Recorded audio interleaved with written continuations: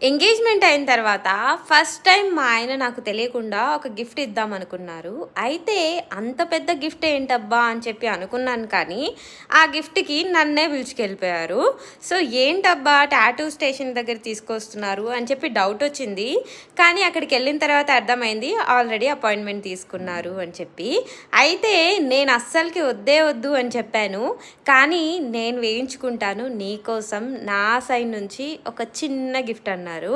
అయితే అంతవరకు కూడా నేను వద్దు వద్దు అని చెప్తూ ఉన్నాను కదా, ఇంకోసారి వద్దు అని చెప్పావనుకో అని చెప్పేసి ఆపేశారనమాట.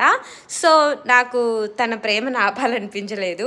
ఓకే కానివ్వండి అని చెప్పి అన్నాను.